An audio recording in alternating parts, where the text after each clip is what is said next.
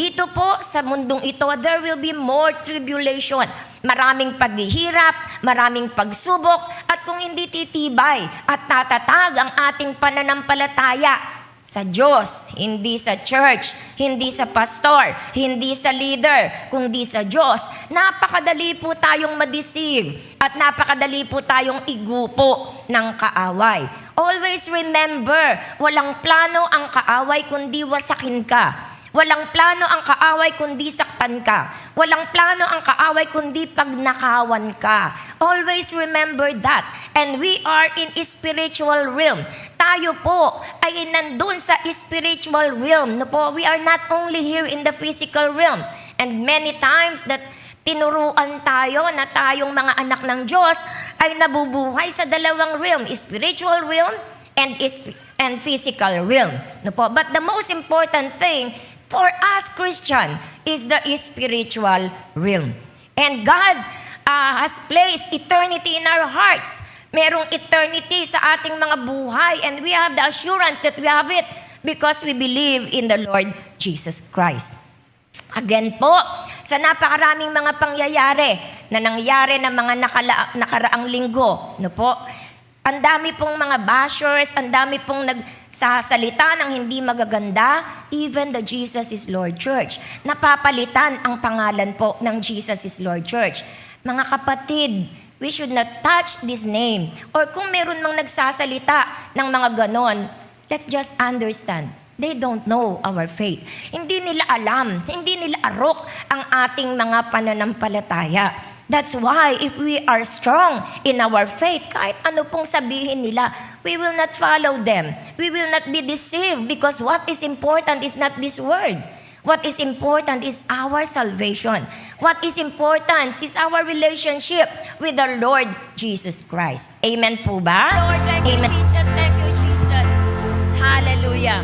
Praise the Lord. Kamayan nga po natin ang ating mga katabi bago po tayo maupo. At sabihin po natin, nagagalak ako na nandito ka.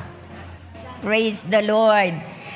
Glory to God. So hanggang ilan ang kaya nating kamayan? At maging sa lahat po ng nanonood sa atin sa FB Live, we thank God for bringing you here in this JIL Santa Maria page, live, FB Live. Marami pong salamat. Hindi kayo ang pumili na kayo po'y makinig sa mensaheng ito, kung hindi ang Diyos ang nagdala po sa bawat isa sa atin.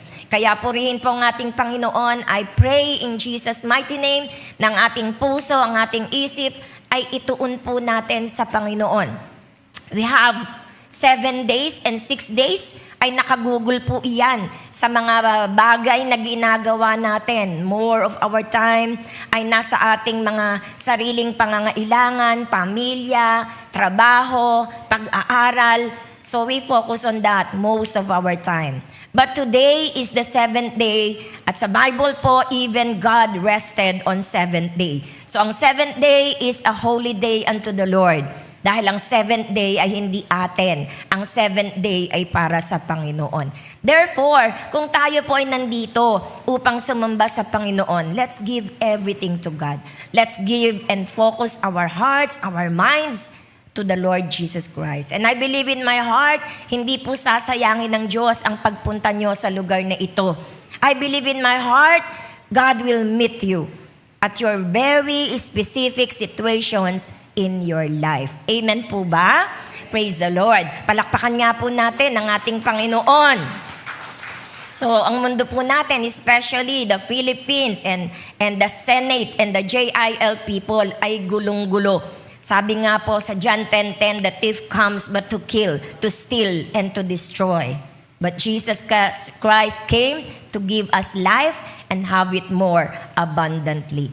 Nais ko pong ipaalala sa lahat ng mga Kristiyano, especially the JIL people. Since the beginning of time, ang dami na pong itinuro sa atin that we should focus everything to the Lord. Na everything in our lives, hindi tayo taga rito, tayo po ay taga langit, tayo po ay traveler lang dito. No po? Turista lang tayo sa mundong ito. Kaya ang sabi ng Bible, do not conform to the image of this world, but be ye transformed by the renewing of our mind. So, hindi tayo taga rito. Sabihin mo nga sa katabi mo, hindi ka taga rito. Taga-langit ka. Sabihin mo sa kabila, turista ka lang. Hindi ka mamamayan nito. Amen po ba? Because the moment we accepted Jesus as our Lord and Savior, we become citizens of heaven. Tayo ay citizen ng heaven. What are we doing here on earth? Bakit nandito pa tayo sa lupa? Citizen na pala tayo ng langit. Because Jesus has an unfinished work. Because Jesus loves the people. Because Jesus so loved the world, no? Namatay siya para sa sangkatauhan. At iniwan niya tayo na maging patotoo, maging witness ng kanyang kamatayan. Ang kahulugan ng kanyang kamatayan upang sa ganon, kung merong mga babae at lalaking makakarinig ng kanyang mabuting balita ng kaligtasan, ay tanggapin siya buong puso. No? Tanggapin siya bilang Panginoon at tagapagligtas ng kanyang buhay at matutupad yung ginawa ni Jesus sa krus ng Kalbaryo, na ang taong iyon na nanampalataya sa Panginoon ay magkakaroon ng buhay na walang hanggan. And all of us have experienced that. Amen po ba? Lahat tayo, naranasan natin ang buhay na walang hanggan. Naranasan natin ang mabuhay kay Kristo. Tayo'y nagpupunta sa church every Sunday. Kung may mga Bible study, uma-attend tayo, nag-aaral tayo ng salita ng Diyos, not for everything else, but to strengthen our faith, upang patibayin, patatagin ang ating pananampalataya. Dahil dito po sa mundong ito, there will be more tribulation. Maraming paghihirap, maraming pagsubok, at kung hindi titibay at tatatag ang ating pananampalataya sa Diyos, hindi sa church, hindi sa pastor, hindi sa leader, kundi sa Diyos, napakadali po tayong ma-deceive at napakadali po tayong igupo ng kaaway. Always remember, walang plano ang kaaway kundi wasakin ka. Walang plano ang kaaway kundi saktan ka. Walang plano ang kaaway kundi pagnakawan ka. Always remember that. And we are in spiritual realm. Tayo po ay nandun sa spiritual realm. No po? We are not only here in the physical realm. And many times that tinuruan tayo na tayong mga anak ng Diyos ay nabubuhay sa dalawang realm, spiritual realm and physical realm. No po? But the most important thing for us Christian is the spiritual realm. And God has placed eternity in our hearts. Merong eternity sa ating mga buhay, and we have the assurance that we have it because we believe in the Lord Jesus Christ. Again po, sa napakaraming mga pangyayari na nangyari ng mga nakaraang linggo, no po, ang dami pong mga bashers, ang dami pong nagsasalita ng hindi magaganda, even the Jesus is Lord Church. Napapalitan ang pangalan po ng Jesus is Lord Church. Mga kapatid, we should not touch this name. Or kung meron mang nagsasalita ng mga ganon, let's just understand. They don't know our faith. Hindi nila alam, hindi nila arok ang ating mga pananampalataya. That's why if we are strong in our faith, kahit ano pong sabihin nila, we will not follow them. We will not be deceived because what is important is not this word. What is important is our salvation. What is important is our relationship with our Lord Jesus Christ. Amen po ba? Amen po ba? Sabihin mo sa katabi mo, hindi ba totoo? So now, ang atin pong topic is when God's purpose is greater than our preferences. Paano kaya kung ang layunin ng Diyos ay mas higit sa mga gusto natin, sa mga bagay na pinipili natin? Ano ang gagawin natin? Sa mga nakaraang pag-aaral po natin, ay naituro ko na rin po, ang matagumpay na Kristiyano ay hindi dahil sa bigat, laki, liit ng problema. Ang matagumpay na Kristiyano ay nasa pag-respond natin. Para sabihing magtatagumpay ka, it depends upon how you respond to the situation. Hindi po ang bigat kasi ng problema ko kaysa sa problema mo. No. Ang katagumpayan ng isang anak ng Diyos ay paano ka rumurespende Nagre-respond sa situations that is happening around you. Paano ka ba tumutugon? Paano ka ba nagre-react? Ano bang nagdadala sa'yo? Is it your emotions? Is it your flesh? Or your spirit? And when that comes in our lives, we should let the Spirit, our spirit, overrule our emotion. Dapat tayo mga Kristiyano, hahayaan natin ang ating espiritu ang manguna, mangibabaw, kesa sa ating mga emosyon because we are not of this world. Amen po ba? Yes, no? Meron tayong mga feelings. Yes, meron tayong mga sariling mga reasons. But don't let all the feelings, don't let all the emotions bring you down at tanggalin kayo sa ating Panginoon. Amen po ba? So when God's purpose is greater than our preferences, anong dapat? Trusting God. Let us trust God. No? When leaders make decisions we don't understand. Alam ko po, marami sa atin hindi naiintindihan kung anong naging decision ng ating leaders, no? Particularly Senator Joel Villanueva. Maraming mga na-disappoint, maraming nagalit, maraming nagtaka, maraming nagtanong. Ano po? They are leaders anointed by God to lead us. Paano yun kung mali yung ginagawa niya? We cannot tell. We cannot tell kung mali siya o hindi. Bakit? Ang sabi ng all we have to do is to trust God. Magtiwala lang po tayo sa ating Panginoon. Ang sabi ng Isaiah 55 verse 8 to 9, "For my thoughts are not your thoughts, neither are your ways my ways." Sapagkat ang isip ng Diyos ay iba sa isip natin. Yan po'y paulit-ulit din nating itinuturo, preparing our hearts for different situations na darating sa ating buhay. And we should hold on that verse. God's ways are not our ways. God's thoughts are not our thoughts. In our personal life, no, sa ating personal na buhay, sa ating pamilya, sa ating komunidad, sa ating pagtatrabaho, sa bansang Pilipinas, we should stand on that word. God's ways are not our ways. God's thoughts are not our thoughts. Therefore, we should trust God.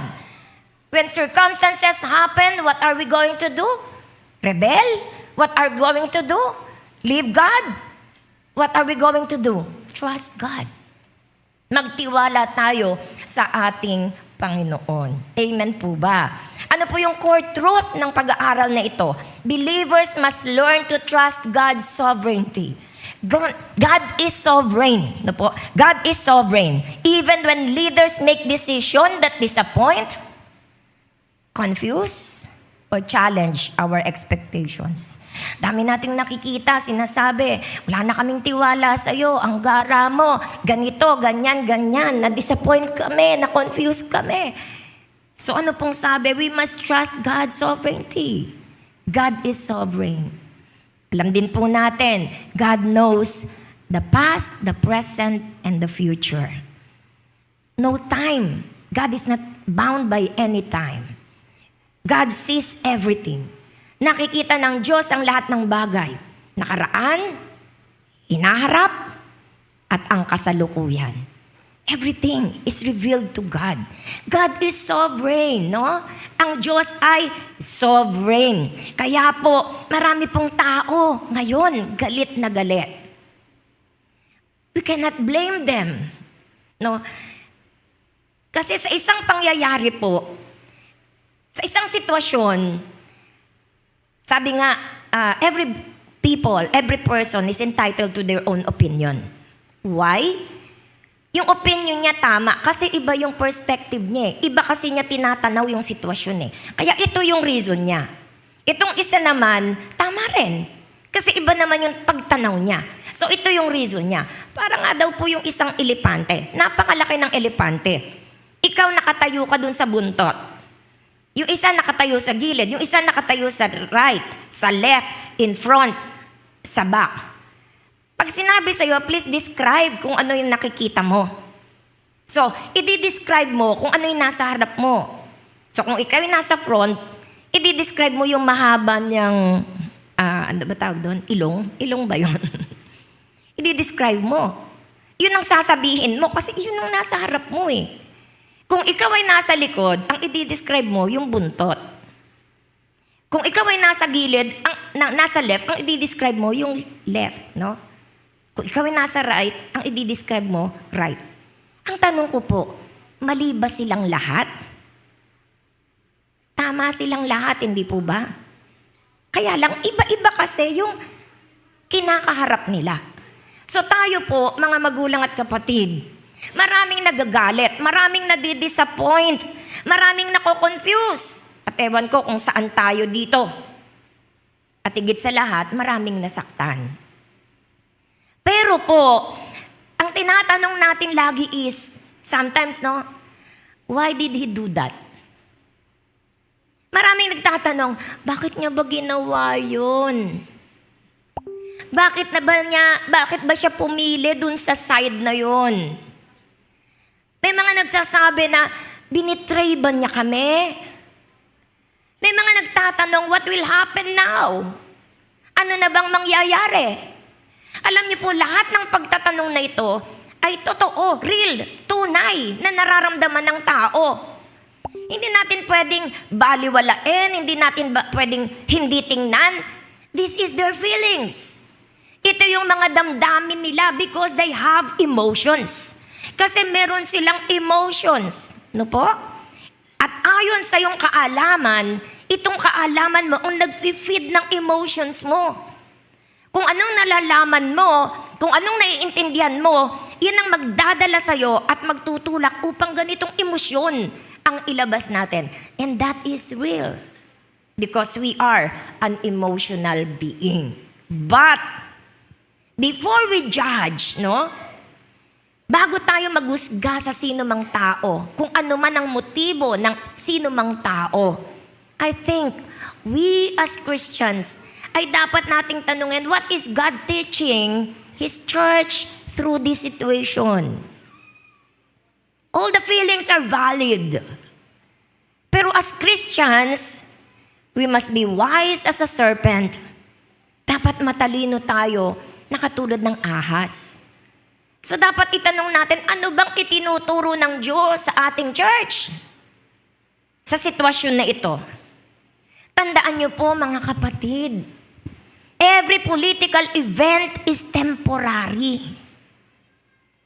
Temporary lang ang anumang political event. But the lesson God teaches His people is eternal. In every situation, God is teaching us a lesson. In every situation, God allows for a purpose. Inaalaw ng Diyos dahil meron siyang dakilang layunin. My ways are not your ways, my thoughts are not your thoughts. So una po, God's people must not be driven by emotions alone. Di natin tatanggalin yung emosyon natin. Natural po yun no? Pero hindi dapat ito ang magtulak sa atin para gumawa ng isang bagay na pagsisisihan po natin. Para gumawa ng isang bagay that will harm God. Para gumawa ng isang bagay that will harm the church. Let not emotions drive us to harm God, to harm the church. Ang sabi ng Proverbs chapter 3 verse 5 and 6, trust in the Lord with all your heart, lean not on your own understanding. In this situation, meron tayong pagkakaiba-ibang pangunawa. No po? Dalawa kasi yan No? Dito sa side ni Alan Cayetano, they are very much willing to expose kung sino man ang mga nakasulat at sinetestify ng mga marine na kasama na tumanggap ng mali-maleta. Kaya ganun yung paglalaban nila. Sa side ni Senator Joel, ba't siya nag-decide ng ganon? Nakita po niya parang wala nang magbigay. So mananatili ng ganito na ang sitwasyon ng Senado. So yung mga dati po siyang majority floor leader at yung mga empleyado daw ng Senado ay nagmamakaawa sa kanya, paano po ba matatapos ito? Hindi sila makapagtrabaho, litong-lito sila, sino ang susundin? Eto ba? So, ang nangyari po, naging decision ni Senator Joel Villanueva, i-break. I-break po yung, kasi 13 to, 12 to, ayaw magpatalo, walang mangyayari. Ang daming nabibinbin. Kaya siya po, sa kanyang sarili, ay nagdesisyon na i-break na lang yon para matuloy at magkaroon ng order na dun sa Senado. Iyan ang naging desisyon niya, which is unpopular and not acceptable to everyone. Not acceptable dun sa mga taong sabik na sabik, makita kung sino ba yan, nasa maleta na yan. Not acceptable sa mga taong nag-aasa na, ay magkakaroon bang... Very unpopular. But that is his decision. At dito pumapasok yung sa Panginoon. Senator Joel is a Christian. Senator Joel ay laki sa salita ng Diyos. No? Sabi ko, kilala ko po siya eh. Pero sa totoo, nagulat din po ako dun sa kanyang naging desisyon. Noon hindi ko maintindihan. Pero I trust God. Ito pala yung naging point niya na magkaroon ng tuloy-tuloy na sa pagtatrabaho. Yun pala yung naging point niya. So ako po, I trust God. Alam ng Diyos kung ano yung dapat niyang gawin. Kaya po, tayo, anong gagawin ko? Papaapekto ako sa mga ganyang bagay? Kapalit ng aking damdamin, kapalit ng aking paglilingkod sa Panginoon, kapalit ng aking pagsunod sa Panginoon. No. What I am going to do is to trust God. Magtiwala sa ating Panginoon. So, trusting God. Trust in the Lord with all your heart and lean not on your own understanding. Hindi ko maintindihan, pero magtitiwala tayo sa Panginoon. So, when we are hurt, we tend to assume motives. Pag nasasaktan tayo, ina-assume natin yung motibo. Motibo niya, ganito. Kasi ayaw magpakulong. Iniligtas niya yung kanyang sarili. Yan yung mga naririnig natin. Is that the real motive in his heart? And who can judge the motive of one person, especially a child of God? Sabi ko nga po, nung nagtanong sa akin, Pastor, ano po ba nangyari? Ganito, ganyan. Sabihin niyo po, hindi ko po naintindihan. Isa lang ako masasabi ko sa'yo. Tayo is spiritual. Si Senator Joel is spiritual, political. We don't know anything about politics. We don't know anything what is happening there. So spiritual siya, political siya, let's trust his decision. Magtiwala na lang tayo and mag-pray. Ipag-pray natin kung ano man yung decision niya.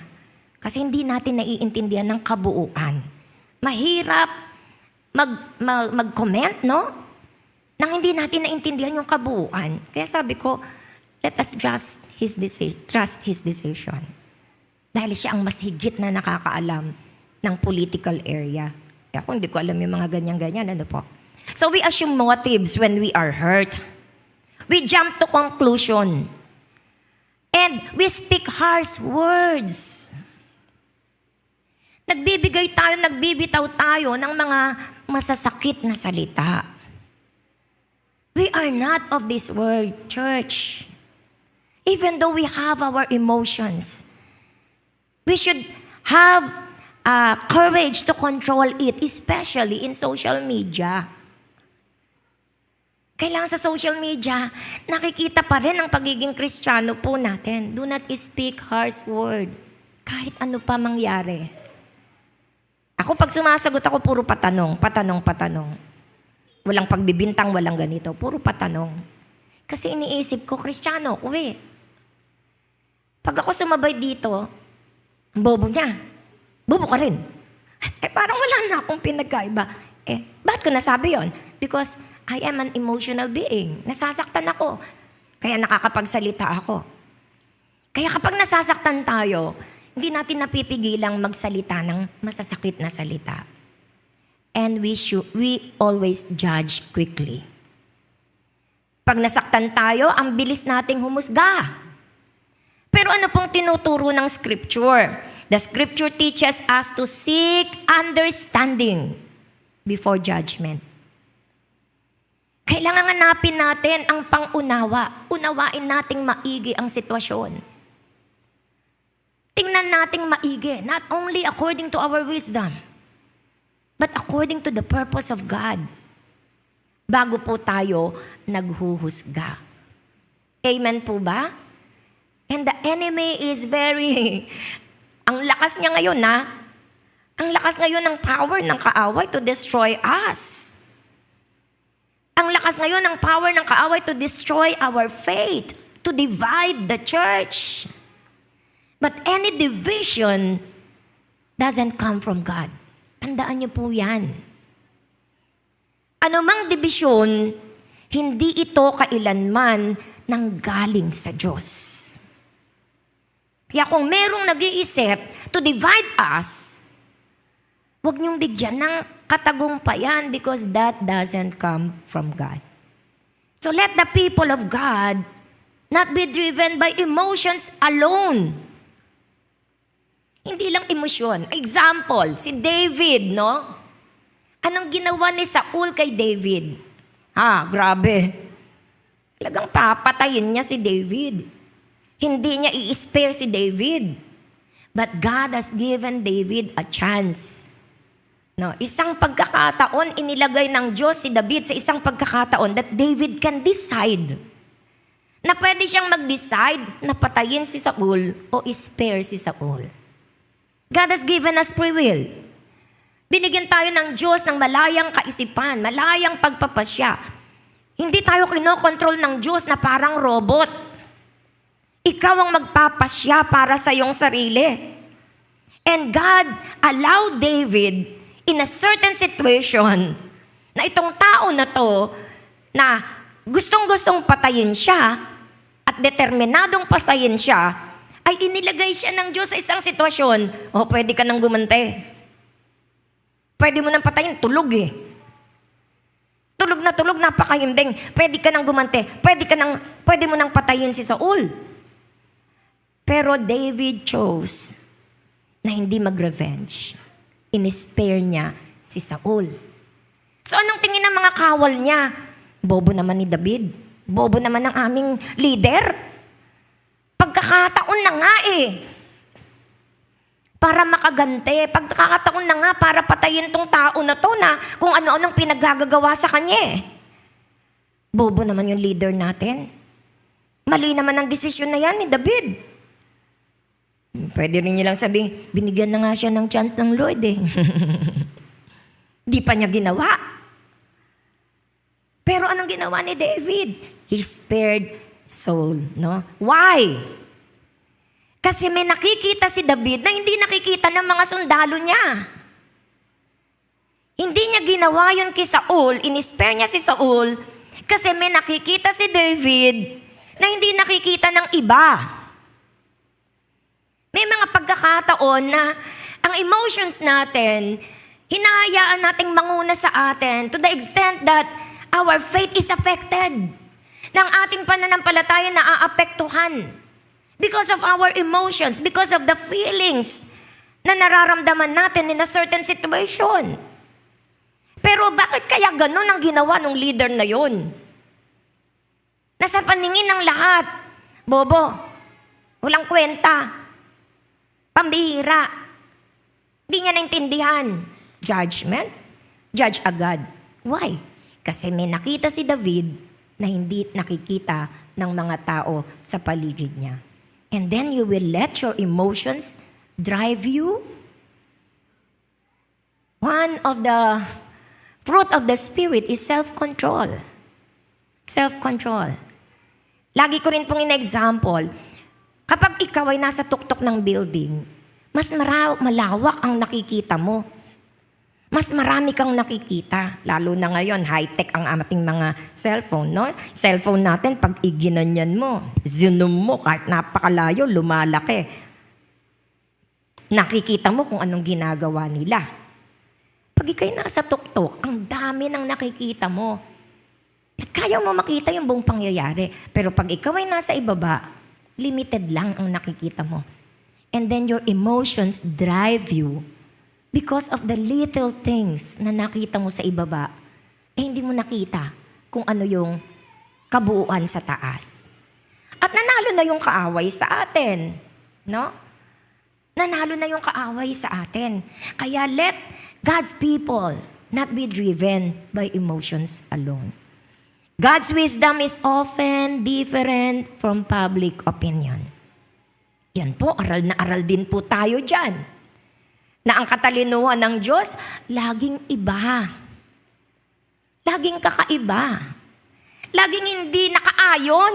Napakadalas hindi nakaayon sa public opinion. And how many times in the Bible na nakita po natin iyon? Excuse me po. Nung si Lazaro ay may sakit, sabi ng mga kapatid ni Lazaro, lumapit kay Jesus, Lord, ang iyong kaibigan may sakit. Pinuntahan ba agad ni Jesus? Di ba hindi? Nagpatuloy siya sa ministry. Work. Pinuntahan ba ni Jesus kaagad? Hindi po, di ba? Trabaho lang siya ng trabaho. And after matapos niya, yung focus niya, tsaka niya pinuntahan si Lazaro. Pero huli na ang lahat. Patay na si Lazaro. So anong sasabihin natin doon? Anong klaseng kaibigan to? Pinuntahan na nga. Para sabihin, may sakit ang kanyang kaibigan, hindi pinuntahan. Ayan, namatay tuloy. Pero God's ways are higher than our ways. Yun pala, may gustong ipakita ang Diyos na himala. God is putting us in an impossible situation when God wants to do miracle. Amen po ba? Palakpakan nga po natin ang ating Panginoon. This is God's way. Ito ang paraan ng Diyos. That's why we need to trust God. And let not anything that is happening around us affects our faith. Hindi dapat naapektuhan ang ating pananampalataya. Lagi pong different from public opinion ang wisdom ng Lord. That's why we need to trust Him. We pray, this happens. Rebelde. We pray, this happens. What are we going to do? How will you respond? Trust God's sovereignty. And let not our emotions rule us. Amen po ba? So, anong application? Before posting, kung may mga nagpo-post man sa atin, Before posting, before criticizing, kung meron man nagkikriticize sa atin, before unfriending, before attacking, una, gawin natin, let us pray first. Manalangin muna po tayo and ask God, Lord, what do you see that I cannot see? Lord, ano po bang nakikita mo sa sitwasyon na ito na hindi ko makita? You pray and ask God, Lord, ano nakikita mo sa sitwasyon na ito na hindi ko makita? So, tayo po, mga anak ng Diyos, wag po nating hayaang pangunahan tayo ng ating emosyon. Galit na galit, inis na inis, confused na confused, sobrang judgment na natin. Wag po nating hayaan iyon. Hindi iyon makabubuti sa ating spiritual life. Amen po ba? So let us trust God. Number 2, leaders sometimes carry burdens the public does not see. May mga kabigatan na dinadala ang mga leaders na hindi nakikita ng publiko. 1 Samuel chapter 16 verse 7, man looks at the outward appearance, but the Lord looks at the heart.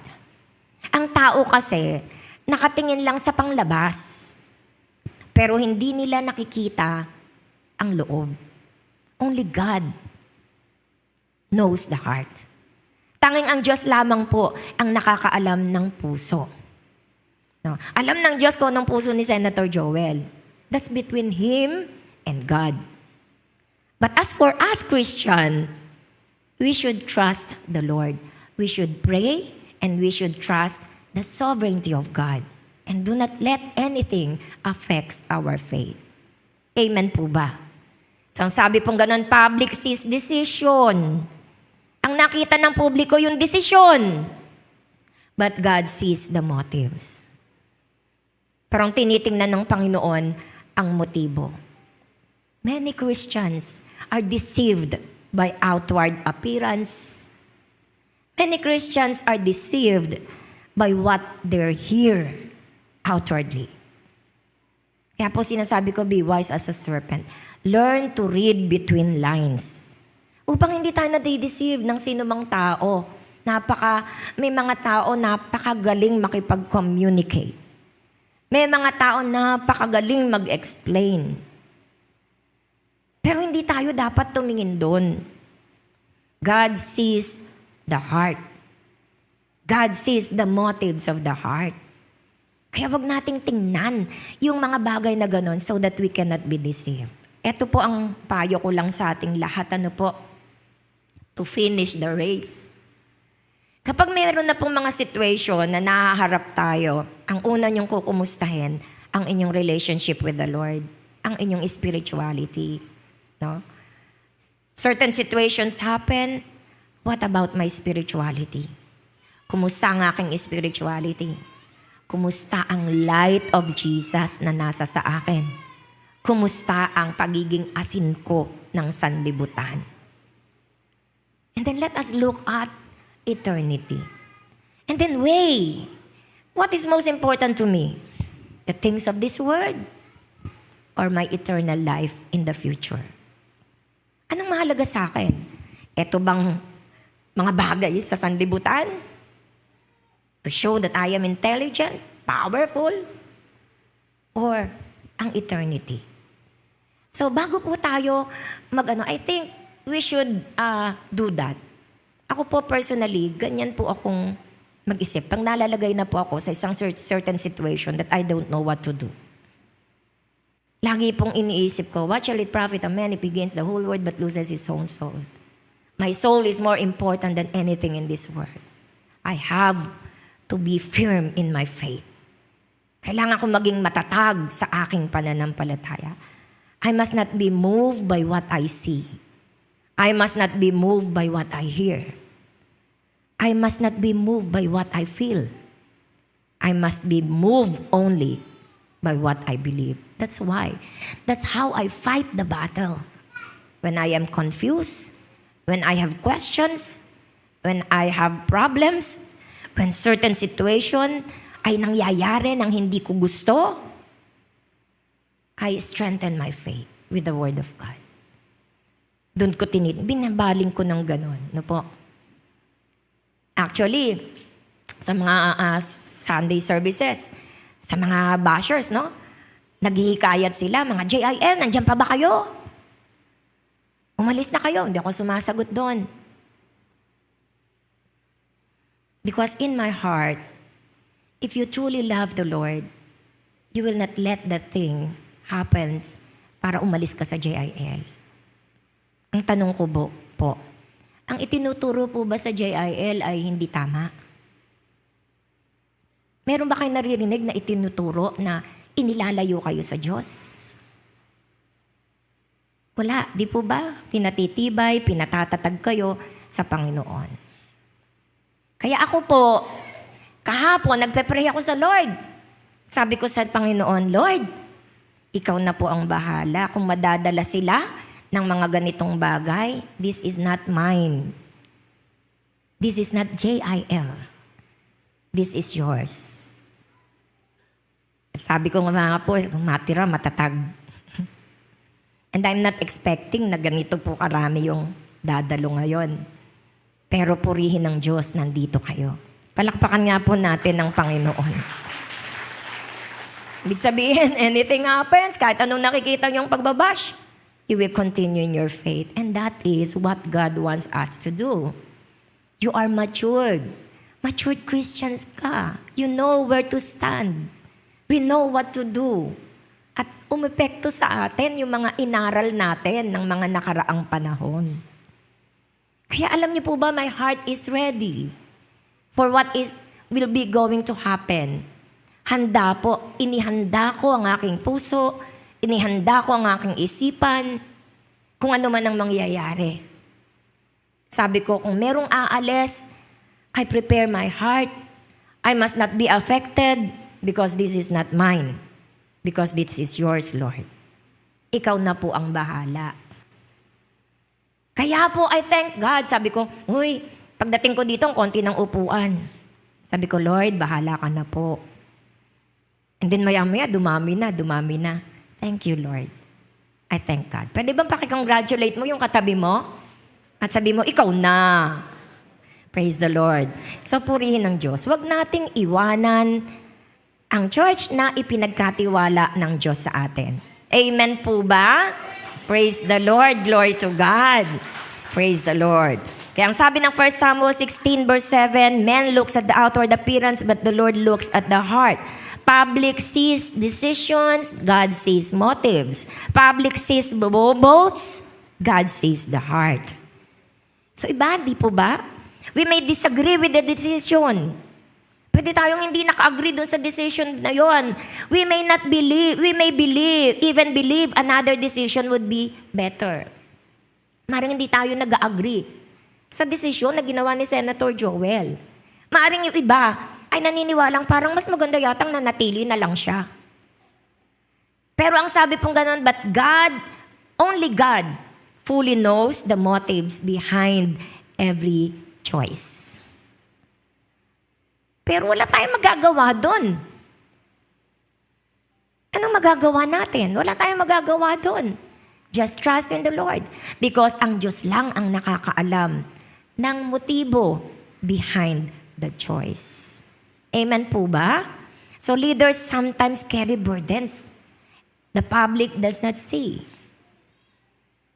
Kasi sometimes ang mga leaders hindi naman vocal na sinasabi lahat kung ano nangyayari sa kanila eh. Because leaders do not explain everything. Kasi sa dami ng tao, i-explain mo isa-isa. That's why trust in the leader is very important. Ang tiwala sa leader ay napakaalaga.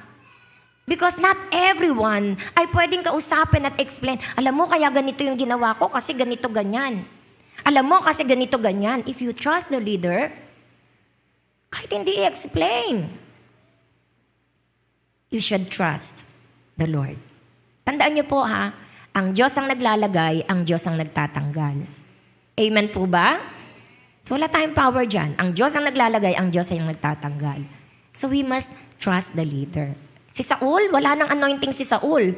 Pero nananatili pang naglilingkod sa Panginoon. But David did not touch Saul. So we should trust God. Kung ano man ang ginawang decision ni Senator Joel, mas malawak ang kaisipan niya. Alam niya ang Senado, okay, you are political savvy. Pero iba yung nandun ka sa loob. Kung ikaw nasa loob, alam mo lakaran nun, alam mo takbuhan nun, alam mo galawan nun, nasa loob ka eh. Kaya kahit political savvy ka, magaling ka, abogado ka, matalino ka, wala ka naman sa loob ng Senado. Araw-araw. Di mo na alam ang galawan sa loob. Kasi nasa labas ka eh. So kung ang ating kapatid nagdesisyon ng ganon, let's trust God and pray. Magtiwala tayo sa Panginoon at manalangin. Amen po ba? Pero yung ang ating pananampalataya ay maapektuhan, that's a no-no. Kaya po minsan nalulungkot ako pag politika na ang pinag-usapan, nag-aaway na, magpapamilye. Kahit Christians. Nakakaiyak eh, no? Magkakabate, pero pag politika na ang pinag-usapan, galit na sila. Kahit pamilya. Kahit kapatid sa Panginoon. Galit na sila, away na sila, politika. What is in that spirit compared to the Spirit of God? Amen po ba? Kaya po, may mga bagay na hindi natin nakikita. Ano yung important truth? Disagreement is not the same as betrayal. Iba yung naging desisyon ni Senator Joel. Hindi ibig sabihin, pagkakanulo. Hindi lang nag-agree. Kasi iba nga yung tanaw niya eh. Ang tanaw niya, ay para bang wala nang mangyayari dito. Magtatagal na to. Napakaraming dapat desisyonan. Walang nagpaparaya. Walang kumikilos. Walang umaaksyon. So siguro nakita niya, ganito na lang ba mangyayari sa Pilipinas? May lindol, hindi maaksyonan yung mga ganong bagay. So, ang ginawa niya, yung sarili na lang niya, walang lilipat para sila na maayos na. Kaya siguro, Yun na yung dinesisyon niya na ako na lang para lang magkaroon lang ng ayos. Pero alam niya na mababash siya. Alam niya na ganun ang mangyayari. Pero pinili niya para lang maging maayos na. Ang tanong, paano na yung napepending na Blue Ribbon Committee? Tutuloy naman nila yun. Nandyan sila, bakahin niya. Ako po personally, sabi ko kay Senator Joel, sabi ko, Kuya Joel, pero yung Blue Ribbon anuhin po nating maigi. Kasi the Filipinos need to know the truth. And I believe they can do that. I believe they can do that. I believe God can intervene in that. So I don't know. Yun, mga ano-ano ko lang yun. But suma total, basta I trust in God. Bahala si Lord. Amen po ba? Palakpakan nga po natin ang Panginoon. Sometimes leader choose between good and bad. But often they choose between two difficult options. Napakahirap pong option yun Yung pinili na yun ni Senator Joel, napakahirap na option po nun. Pero kinakailangang may piliin. Kinakailangang merong piliin. Number 3, God remains in control regardless of who holds position. If we trust God, God will remain in control of everything. Daniel chapter 2 verse 21, He removes kings and raises up kings. Sabi ni Senator Cayetano nung nakaraan, di ko nga po alam kung hanggang kailan ako magiging Senate President, pero habang ako'y Senate President, kung ano lang pinagagawa ng Lord sa akin, gagawin ko. Kaya nung mag-13, nagbitaw na siya. God removes kings and raises up kings. Many believers become discouraged when their preferred leaders lose influence. Kaya maraming na-discourage. Nawala yung influensya So, ang daming na-discourage, ang daming nagalit. Pero tayo, as Christians, our confidence is not in Senate President. Our confidence is not in political alliances. Our confidence is not in government positions. Our confidence is in God. Amen po ba? Amen po ba? Kaya kahit sino po nakaupo dyan, our confidence is in God because He can remove and He can raise up kings. Amen. Palakpakan nga po natin ang ating Panginoon. Ito po, tandaan natin, When Joseph was in prison, God was still in control. Nung makulong si Joseph, God is in control. Di ba, napaboran pa siya, nai-promote pa siya, no? God is in control. When Daniel served under pagan's king, God is in control. When Jesus stood before Pilate, God was still in control. In every situation in our lives, God is in control. Lahat ng mga sitwasyon na nangyayari sa ating buhay, God is in control. The throne of heaven was never been vacant. Lagi siyang in control of everything. Ano to? Ibig bang sabihin, lahat ng pangyayari, ginawa ng Diyos? No. Because of our free will, we decide. People decide. People make decision. Pero once na ang tao ay gumawa ng decision, God is still in control. Amen po ba? Nagdesisyon ako ng ganito. So yung decision ko will give me the consequences, whether good or bad. Decision ko yun So anong principle? When we make a decision, we have the consequence. Kung maganda yung ginawa mong desisyon, tama yung ginawa mong desisyon, good consequence. Kung hindi maganda at mali ang ginawa mong desisyon, bad consequence. But God is in control. God can turn everything for our good once na tayo'y ipinasakop natin sa ating Panginoon. And that is our comfort. At yan sana yung comfort ng mga anak ng Diyos. That God is in control. Na ang Diyos, kontrolado niya ang lahat ng bagay na nangyayari. No? Anong dapat gawin ng church? The church must guard its witness. No. Sabi pong ganon, dapat ang iglesia ng Panginoon, binabantayan natin ang ating mga patotoo. In this situation, dapat makita pa rin ang pagiging Kristiyano natin. John chapter 13 verse 35, by this everyone will know that you are my disciple, if you love one another. Dito makikilala na tayo mga disipulo ni Kristo kung nagmamahalan tayo sa isa't isa. One of Satan's greatest victory is when political disagreement create division among believers. Kapag ka nakapag-create ng division, because of political disagreement, si Satanas ay nagtatagumpay. And I believe walang Kristiyanong gustong magtagumpay si Satan. But, si Satan po kasi ay schemer, deceiver, liar. Gagamitin niya ang ating mga emotions so that we can create division among believers. And he is doing it right now.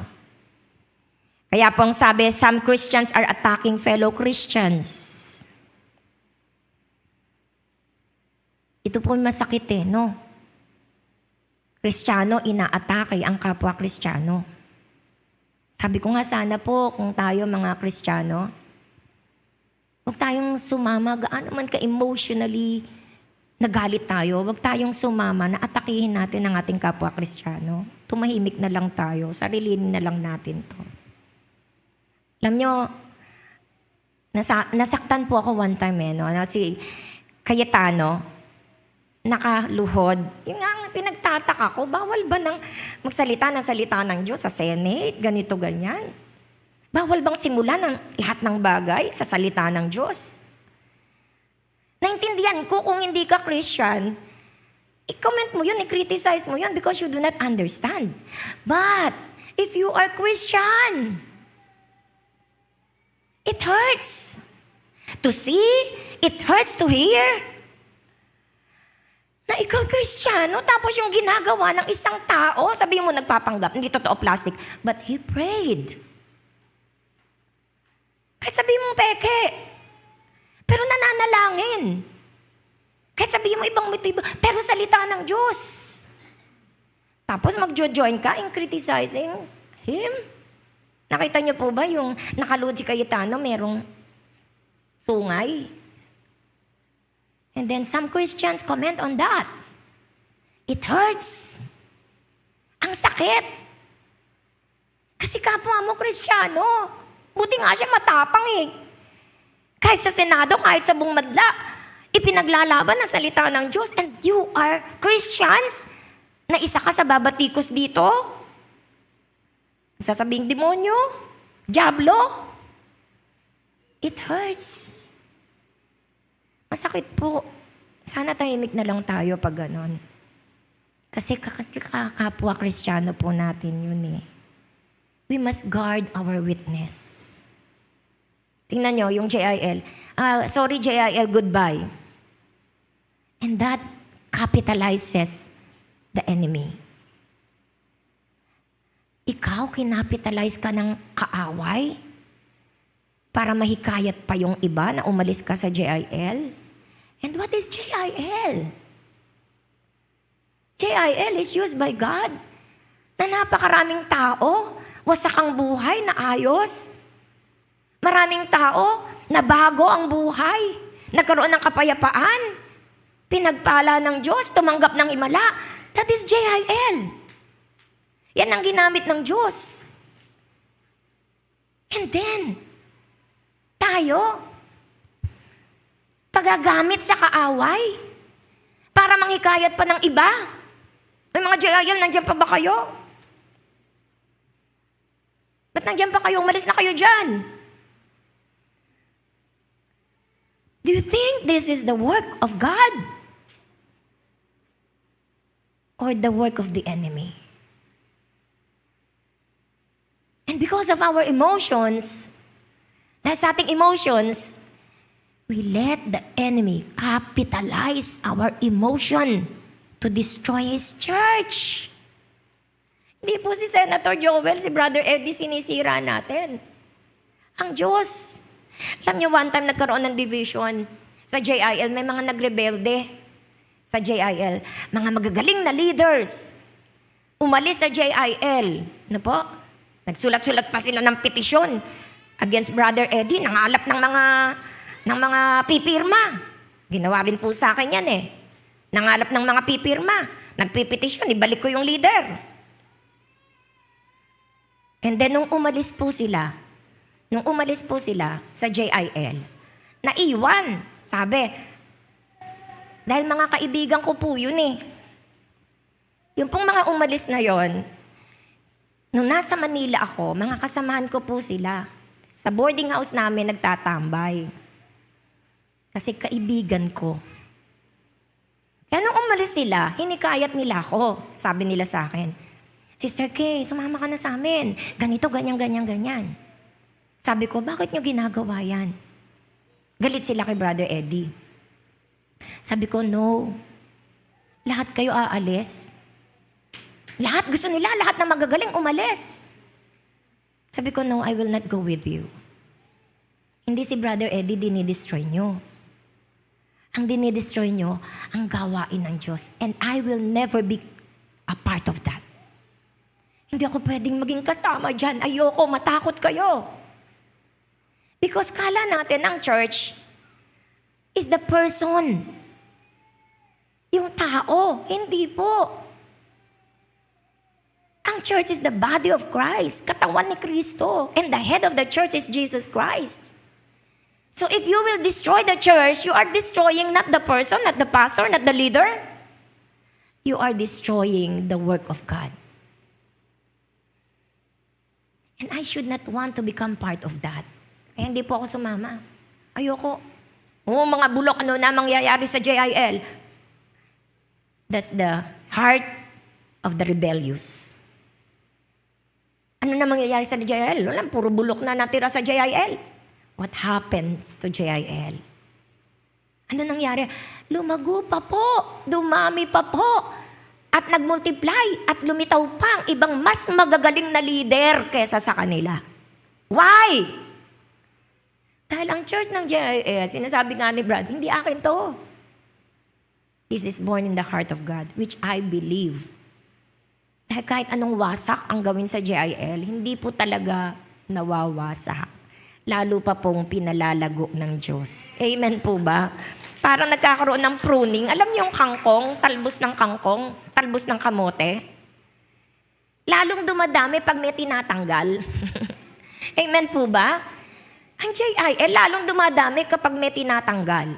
Sabi mo sa katabi mo, sana wag ikaw ang tanggalin para dumami JIL. This is proven. Because JIL is not, hindi tao ang may-ari nito.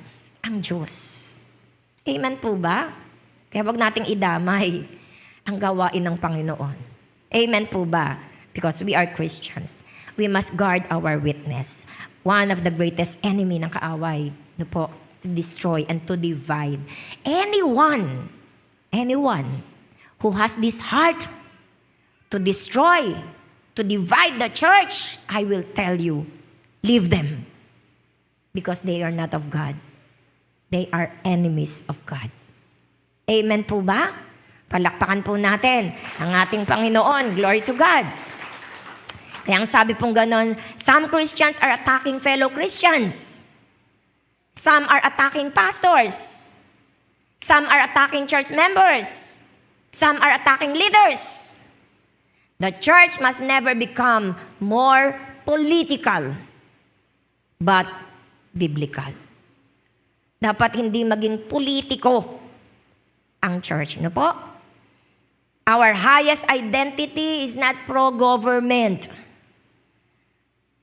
Pro-government ako, kakampi ko ng gobyerno. Paglalabang ko to the extent na maapektuhan ang pagiging Kristiyano mo. Our highest identity is not anti-government. Our highest identity is not left, is not right. Our highest identity is that we are followers of Jesus Christ. Amen po ba? Pakisabi nga sa katabi mo, follower ka ni Jesus Christ. Next, we can disagree without hating. Pastora, kaya susunod na lang kami. No, you can disagree, pero huwag kang magalit. Huwag kang mamuhi. Ephesians chapter 4 verse 2 to 3, be completely humble and gentle. Be patient, bearing with one another in love. Ang biblical maturity allows us to speak truth. Allows us to ask questions. Allows us to express concerns without hatred.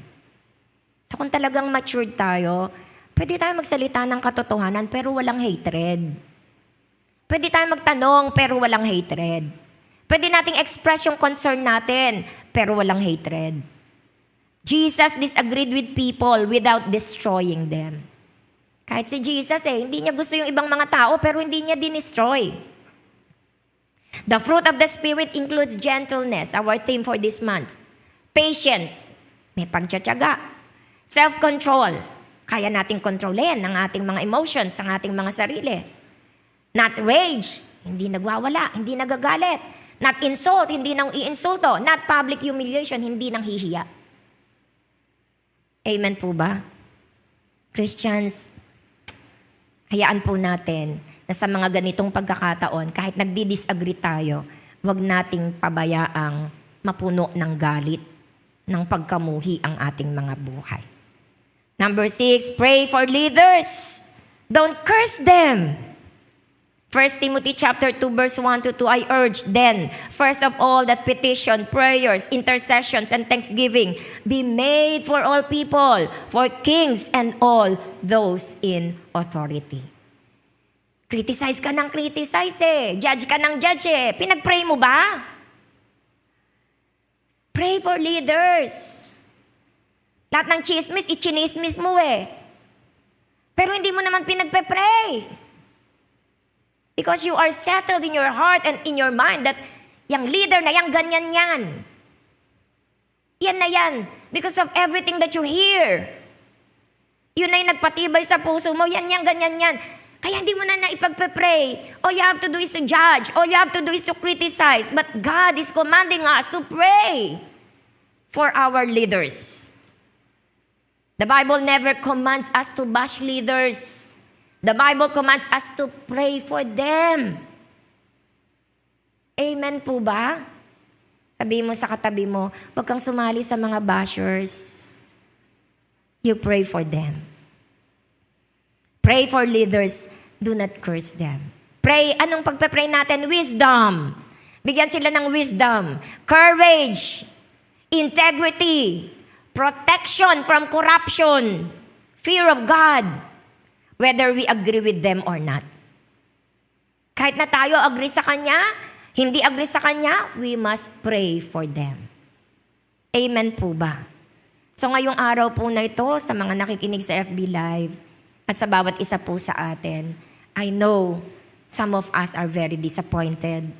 May dala-dala tayo sa ating mga puso. Nadi-disappoint tayo. Parang nahirap kang mag-move on. Parang binagsakan ka ng langit at lupa.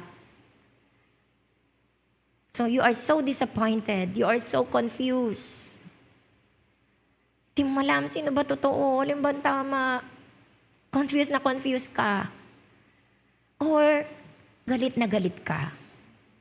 Full of anger and frustration.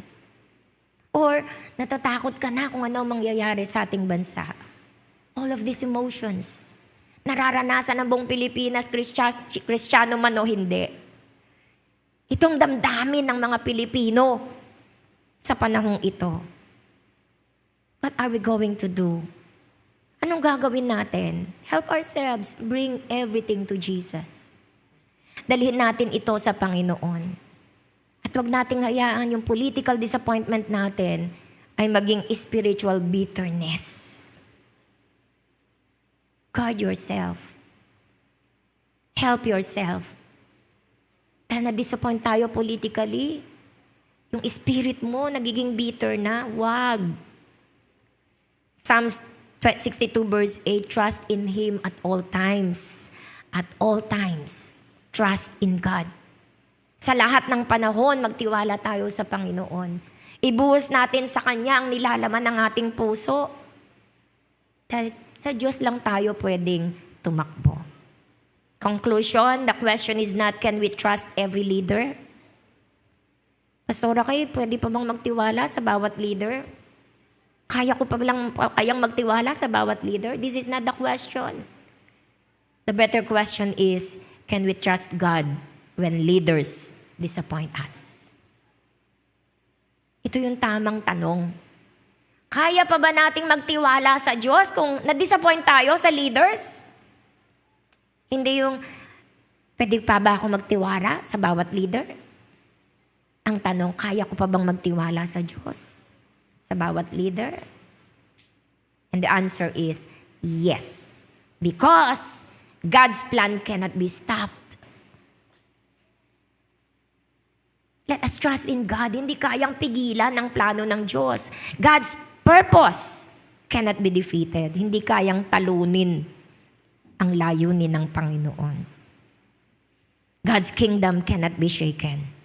Hindi kayang yanigin ang kaharian ng Diyos. Why? Romans 8:28, and we know that in all things, God works for the good of those who love Him, who have been called according to His purpose. Ang Diyos po, kaya niyang baguhin ang lahat ng bagay, iayos para sa kabutihan ng taong nagmamahal sa Kanya. Kaya nga panalo tayo eh. Sabi mo nga sa katabi mo, panalo ka. Because all things will work together for good to them that love God. Mangyayari pa rin ang plano ng Diyos. Mangyayari pa rin ang layunin ng Panginoon. And this is our comfort. This is our comfort. At kahit kailan, hindi pwedeng yanigin ang kaharian ng Diyos. Amen po ba? Praise the Lord. Palakpakan nga po natin ang ating Panginoon.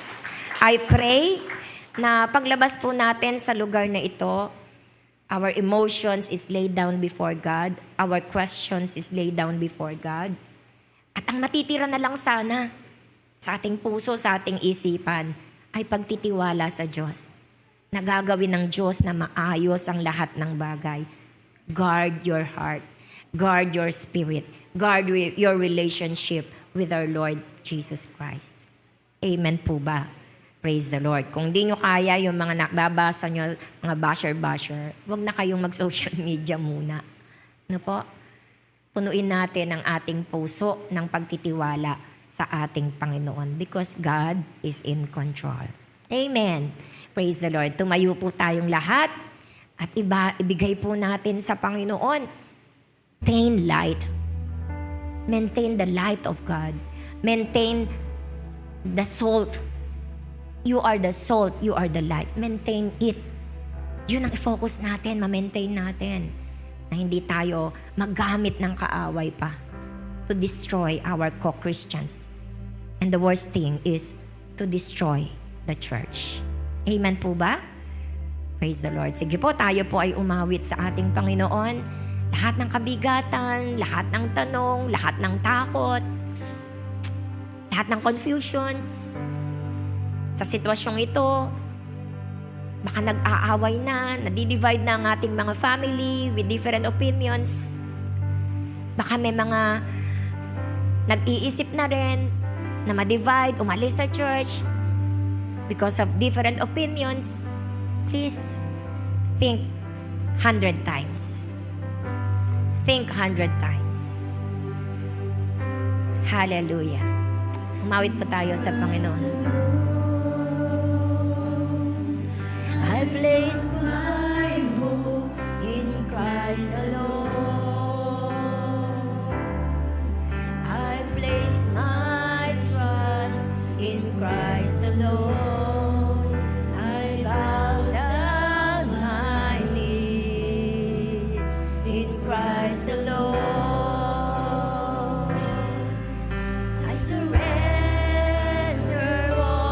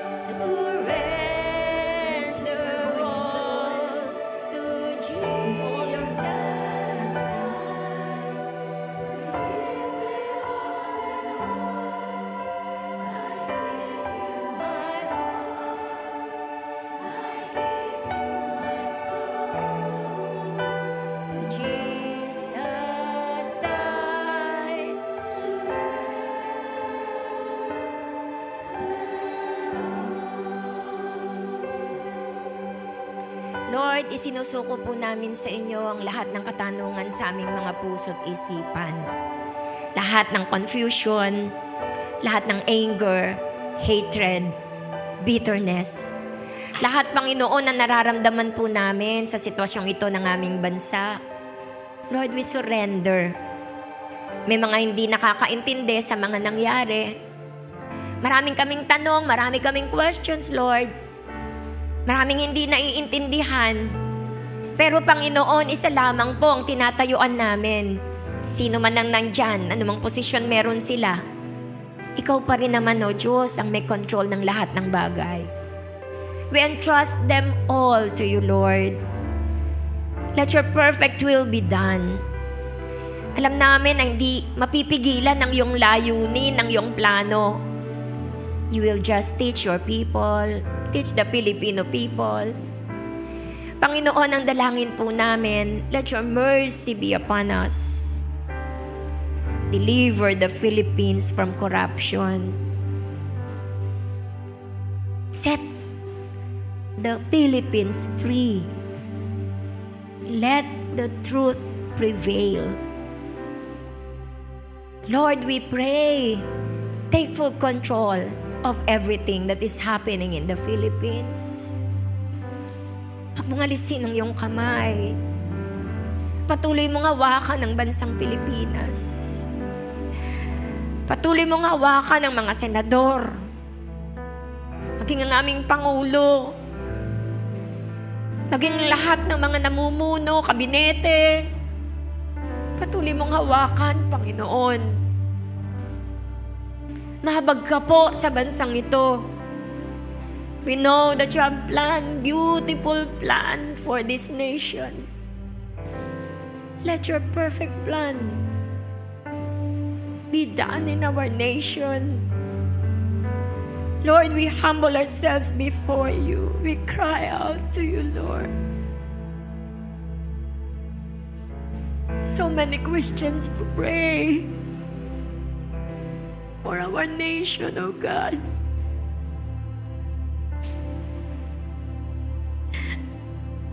Panginoon, tulungan mo po kami. Wala po kaming magagawa kung wala ka. This nation is divided. The church is divided. The families are divided. Lord, we bow down before you. Have mercy. Forgive us, Lord. Patawarin mo kami, Panginoon. Kung nakikisali kami, Panginoon, sa nangyayari sa mundong ito, na hindi na nakikita ang pagiging Kristiyano. This situation, Lord, na dapat opportunity, Panginoon, na makita ang kaibahan ng iyong mga anak. We fail you, Lord. We fail you. Nabigo ka namin, Panginoon. Nakisama kami, Panginoon. Patawarin niyo po kami. Patawarin niyo po kami. I believe nasasaktan ka, Panginoon. Nasasaktan ka. Forgive us, Lord. Patawarin niyo po kami, Panginoon. Forgive us. Lord, we pray in Jesus' name. Baguhin mo ng aming puso. Itama mo ng aming isip. Patibayin mo kami, Panginoon. Ipaalala mo sa amin ang lahat ng bagay na ginawa mo. Ang iyong kapangyarihan. Ipaalala mo sa amin ang iyong pagmamahal. Ang iyong pagtatanggol. Ipaalala mo sa amin ang pag-iingat na ginawa mo sa amin. Ipaalala mo sa amin ang mga himala na naranasan namin sa piling mo. Na mahalin ka namin ng higit sa aming mga sarili. Tulungan mo kami, Panginoon, na laging nagpapakumbaba sa iyong harapan. Laging susunod sa iyo. Hahanapin ang iyong kalooban. Patatagin mo ang iyong mga anak sa sitwasyong ito.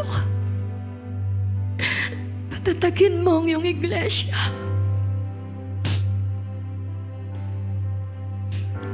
Panginoon, what the devil meant for evil, you will meant it for good. Kami nananalig at nananampalataya, Panginoon, na lahat ng gawa ng kaaway, Panginoon, ay hindi mo pababayaang magtagumpay. You are with us, Lord. Kasama ka namin, Panginoon, sa labang ito. Lord, unite our hearts in one Lord, in one heart, in one spirit, in one vision, in one mission. Panginoon, pinagkakatiwala ko po ang iyong mga anak. Heal the brokenhearted, set the captives free, enlighten the confused in the name of Jesus, and teach us to trust in you, that you are a sovereign God, that you are in control of everything, that all things will work together for the good of your people, that no works and wiles and plans of the enemy will prosper. In Jesus' name. Ingatan mo po si Senator Joel, ang aming kapatid, anak ng aming spiritual director. Hindi po biro ang kanyang pinagdaraanan. Kami po, hindi siya. Nasasaktan, Panginoon. How much more siya? Ang kanyang pamilya, ang kanyang asawa, ang kanyang anak, higit sa lahat ang kanyang daddy, ang aming spiritual director, si Brother Eddie.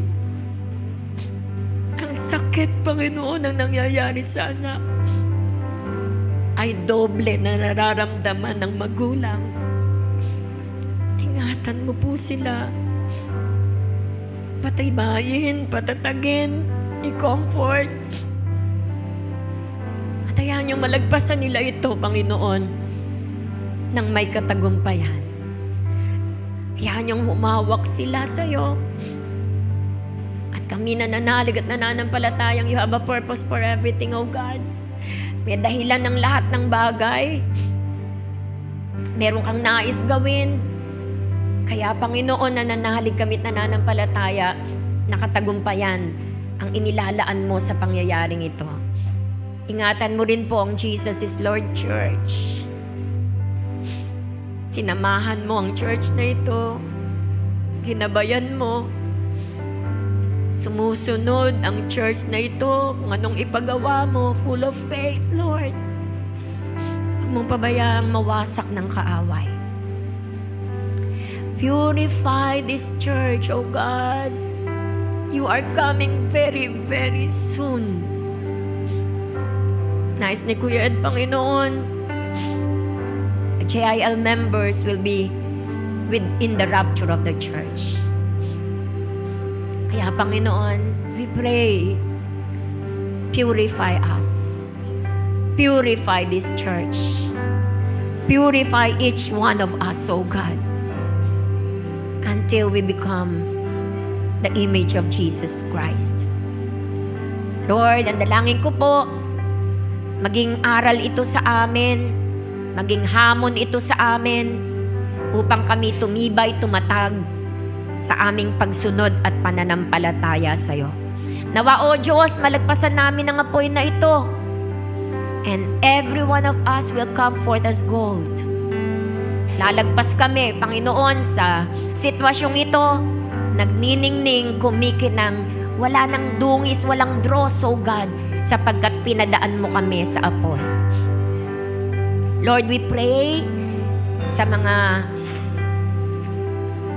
side nila Cayetano, ang iyong anak na lumalaban, samahan mo po sila, Panginoon. The wisdom and the anointing of the Lord will be upon him, O God. The courage, the protection of the Lord will be upon them and give them wisdom, O God.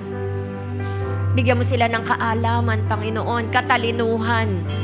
Lord, we pray sa flood control issue, let there be exposure. Expose, expose, expose. Hindi po dahilan ng change of leadership upang hindi managot ang dapat managot. Lord, ikaw pong mag-ayos ng sistema ng Pilipinas.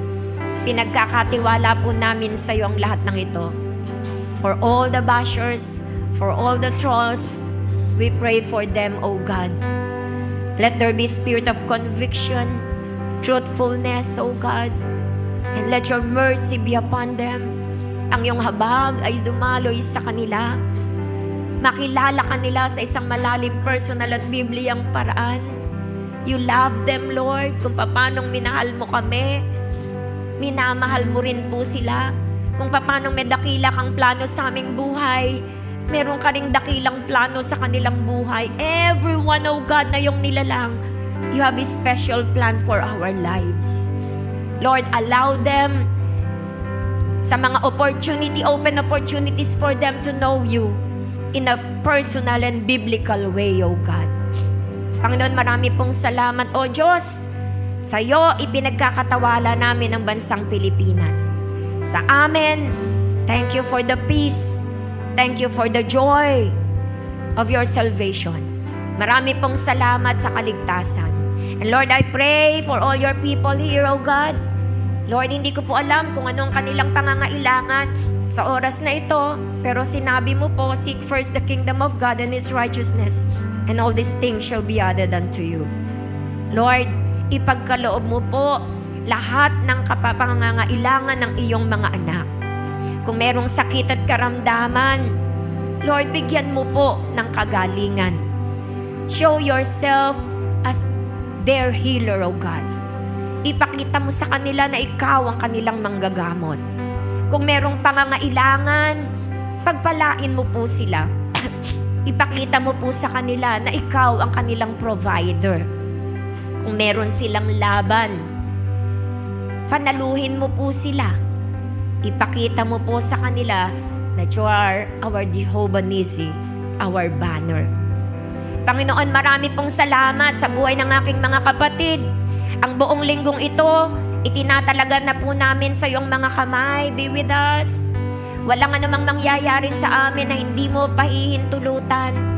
Because our lives, our families, our businesses, our sources of income is entrusted to you, Lord. Therefore, you will protect all of this. Iingatan mo po ang lahat ng ito sa buong linggong ito. And we promise that we will give you all the glory, honor, and praise.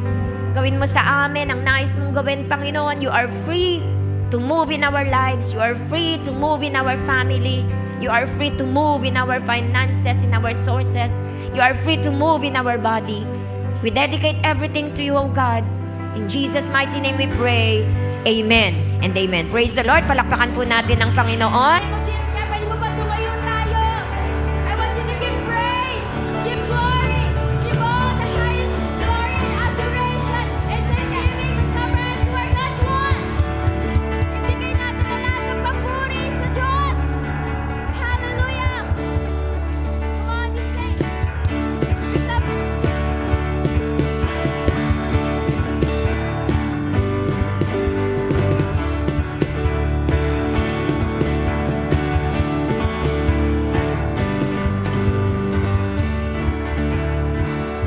Po ba nakataas mo yung ating kamay? Pinapalakpak mo ang mataas mo.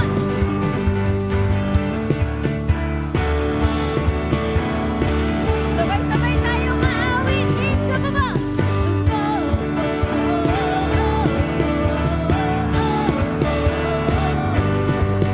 You took up the cross, gave it all for us, so that we might oh grace. You gave up the crown and I so